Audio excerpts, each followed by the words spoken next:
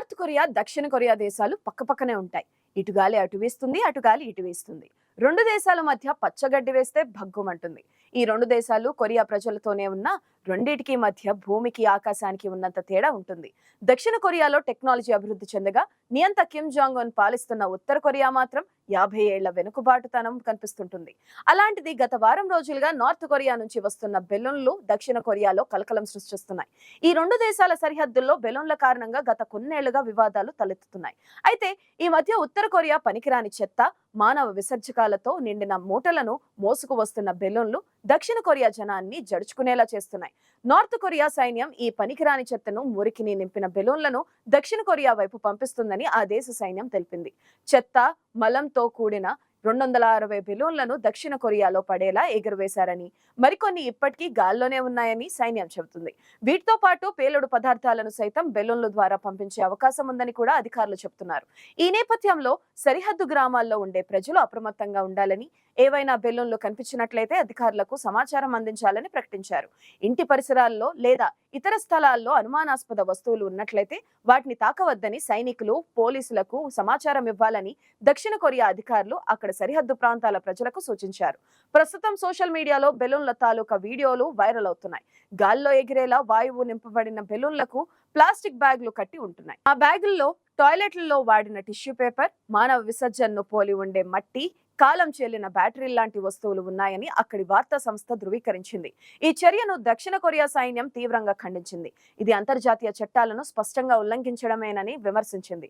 ప్రజల భద్రతకు తీవ్రమైన ముప్పుగా ప్రకటించింది. బెలూన్ల కారణంగా జరిగే పరిణామాలకు ఉత్తర కొరియా పూర్తిగా బాధ్యత వహించాల్సి ఉంటుంది. ఈ అమానవీయ, క్రూరమైన చర్యను వెంటనే ఆపాలని ఉత్తర కొరియాను గట్టిగా హెచ్చరించింది. అయితే బెలూన్ల వివాదం నార్త్ కొరియాలో మొదలు కాలేదు. దక్షిణ కొరియా నుంచి యాంటీ ఉత్తర కొరియా యాక్టివిస్టులు పెద్ద పెద్ద బెలూన్లను సరిహద్దుల్లో ఎగరవేసి ఉత్తర కొరియాలో పడేలా చేసేవాళ్లు. వాటిని కట్టబడిన బ్యాగుల్లో ప్రజాస్వామ్య ఆవశ్యకత, ఉత్తర కొరియా పాలకుల అరాచకాలు, అనాగరిక విధానాలను ఎండగడుతూ కరపత్రాలు ఉండేవి. ఉత్తర కొరియాలో నిషేధించబడిన పాప్ మ్యూజిక్, పెన్ డ్రైవ్స్ లాంటివి కూడా ఉండేవి. వాటిని పంపించడం ద్వారా నార్త్ కొరియా ప్రజలను ఎడ్యుకేట్ చేసేందుకు ఇలా ప్రయత్నించేవారు. వాటిని అక్కడి సైన్యం ప్రజలకు చేరకుండా గాల్లోనే పేల్చేయడం చేస్తుండేది. నార్త్ కొరియా పాలకులకు ఈ బెలూన్ వ్యవహారం అస్సలు నచ్చలేదు. తమ దేశ ప్రజల ఆలోచనలను కలుషితం చేయడానికి దక్షిణ కొరియా కుట్రలు పన్నుతుందని ఆరోపించేవారు. దక్షిణ కొరియా ప్రజలు స్నేహపూర్వకంగా ప్రారంభించిన బెలూన్ రాయభారానికి బదులుగా నార్త్ కొరియా చెత్తను పంపిస్తూ బదిలిస్తున్నారు. ఇది ప్రస్తుతం ప్రపంచవ్యాప్తంగా చర్చనీయాంశంగా మారింది. నార్త్ కొరియా సుప్రీం లీడర్ అయిన కిమ్ జాంగ్ ఉన్ దాయాది దేశంపై చెత్తగా ప్రతీకారం తీర్చుకుంటున్నారని చలోక్తులు విసురుకుంటున్నారు. ఉభయ కొరియా దేశాలు మధ్య నిత్యం అనేక వివాదాలు రగులుకుంటూ ఉంటాయి. ఈ రెండు దేశాలకు రెండు అగ్రరాజ్యాలు తోడుగా నిలుస్తుంటాయి. ఉత్తర కొరియా చైనా అండ చూసుకుని పెట్టరేగిపోతుంటే దాంతో శత్రువు మిత్రుడని చందంగా చైనాను ద్వేషించే అమెరికా దక్షిణ కొరియాకు అండగా ఉంటుంది. అప్పుడప్పుడు దక్షిణ కొరియా చేపట్టే సైనిక విన్యాసాల్లో పాలు పంచుకుంటుంది. దాంతో అమెరికా అంటే భగ్గుమని కిమ్ జాంగ్ ఉన్ తరచూ క్షిపణి ప్రయోగాలతో కవ్విస్తుండడం జరుగుతూ ఉంటుంది. అవి సరిపోనట్టు పొరుగు దేశంపై మరోసారి చెత్త ఐడియాతో ప్రతీకార చర్యలకు దిగింది నార్త్ కొరియా. సరిహద్దు ప్రాంతాలతో పాటు సియోల్, జియోంగ్గాంగ్ ప్రాంతంలో రోడ్లపై సదరు చెత్త బెలూన్లు దర్శనమిస్తున్నాయి. రాజధాని సియోల్లో పడిన బెలూన్లో ఒక టైమర్ కనిపించింది. అది బెలూన్ను పేల్చడానికి ఉపయోగించిన టైమర్ అని దక్షిణ కొరియా అధికారులు తెలిపారు.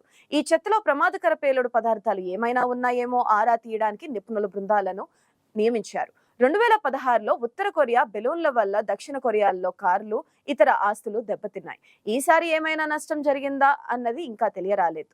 దక్షిణ కొరియా అధికారులు చెత్త ఉన్న బెలూన్లను విశ్లేషించడంతో పాటు ఈ విషయాన్ని ఐక్యరాజ్య సమితి బృందానికి తెలియజేశాయి. ఇటువంటి అనుమానాస్పద వస్తువులపై స్థానిక ప్రజలను ప్రభుత్వం అప్రమత్తం చేసింది. వాటిలో ఉన్న వస్తువులు ఇల్లు, ఎయిర్పోర్ట్లు, రోడ్లకు ప్రమాదమేనని తెలిపింది. వీటి వల్ల ఉత్పన్నమయ్యే అన్ని పర్యవసానాలకు కిమ్దే బాధ్యత అని స్పష్టం చేసింది. తమ సహనాన్ని పరీక్షించాలని ఉత్తర కోరుకుంటుందని, దీనిపై తమ ప్రతిస్పందన ఉంటుందని స్పష్టం చేసింది. యుద్ధం పలు రకాలుగా ఉంటుంది. చైనా, అమెరికా లాంటి అగ్రదేశాలు ఆర్థిక యుద్ధాలు చేసుకుంటాయి. చైనా ఉత్పత్తులపై సుంకం 100% పెంచి అమ్మకాలు లేకుండా చేస్తుంది.